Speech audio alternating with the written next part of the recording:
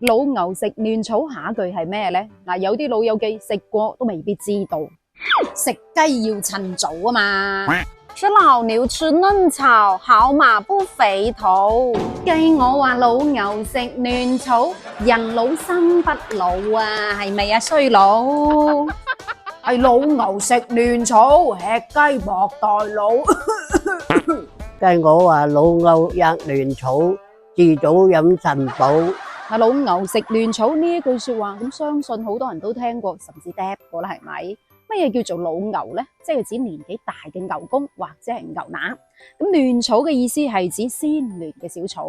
咁呢一句說話喺字面上嘅意思係話老牛中意嗒、中意嚼啲鮮嫩嘅小草。咁事關年紀大嘅老牛，牙力又唔好，消化能力又差喎。咁食老草嘅話係好難消化噶嘛，嫩草就唔同啦，好消化好多，營養又豐富，又有嚼頭喎。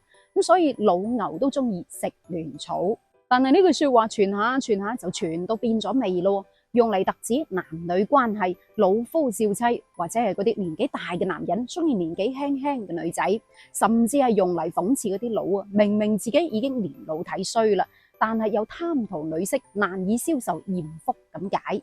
咁相信大家喺生活上都有唔少老牛食嫩草嘅例子，其實都不足為奇啊，因為從古至今都有噶啦。話說喺北宋嘅時候，有一位著名嘅詞人叫做張先。張先同歐陽修、蘇東坡係老友嚟嘅，咁亦都出過唔少轟動文壇嘅作品。張先喺佢80歲嘅時候，仲做咗個驚人嘅決定，就係娶咗一位18歲卜卜脆嘅妾侍。哇！呢一下認真係老牛嗒嫩草啦，仲大排筵席，請咗唔少親朋戚友，唔知仲以為佢頭婚啊！咁張先嘅老友蘇東坡當時都有到場祝賀嘅。但係東坡兄見到呢位張先娶咗個咁後生嘅老婆，喺度得戚戚朝朝夕夕，就當場吟咗首詩送俾佢。其中一句就係話鴛鴦婢女成雙夜，一樹梨花壓海棠。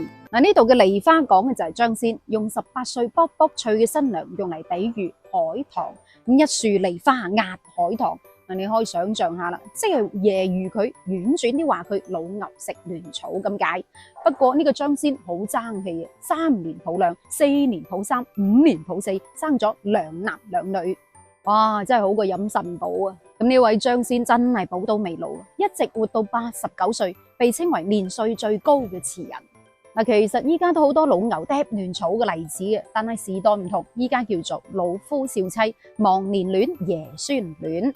譬如話郭天王同佢老婆相差22歲，但係依家人哋一家4口樂融融，過得幾好啊！真係善煞旁人。謝霆鋒嘅老豆70歲啦，但係佢女朋友先至21歲，兩個人嘅年紀相差半個世紀，但係人哋好恩愛喎。仲有張紀中同佢老婆相差31歲，但係夫唱婦隨。陳小春都比應采兒大15歲啦，老夫少妻，好登對，有錢又有面。所以我覺得老牛食嫩草唔一定係貶義詞嚟嘅，只係形容喺愛情當中兩個人嘅年齡差距，咁只要真心相愛嘅話，一樣可以好幸福嘅啫，係咪？咁其實老牛食嫩草呢句說話仲有下一句喎，更加盞鬼，就係食雞要趁早。無論普通話定係粵語讀起身都好順口嘅。老牛吃嫩草，吃雞要趁早。老牛食嫩草，食雞要趁早。咁事關隻雞生個雞春之後，啲肉係冇咁嫩滑噶嘛，咁老雞乸就更加唔使講啦，係好鞋口嘅，咁所以就有咗呢一句食雞要趁早嘅講法啦。其實呢一句話同老牛食嫩草嘅意思係一樣嘅，都係提醒大家要趁後生食，要趁嫩滑嗰時先至食。咁其實睇翻呢一句說話，古人亦都想告誡我哋，唔係啊嘛，教人老牛食嫩草，梗係唔係啦，淨係識得諗呢啲男女之事嘅。其實古人係想告誡我哋，無論遇到任何事，都要識得把握機會，只要決定好啦，就放膽去馬去做，唔好驚俾人講，唔好驚俾人笑，唔好驚閒言閒語。當然啦，要行正路啊。如果瞻前顧後，船頭驚賊，船尾驚鬼嘅話，係做唔成大事噶嘛。尤其係啲後生仔，為咗自己嘅理想，一定要有衝勁，趁後生仲敢搏嘅話就搏啦。如果唔係老咗嘅話，想搏都冇力搏啊。咁你可以試想下，到咗你有能力嘅時候，食老草、食嫩草、食雜草，乜草都得啦。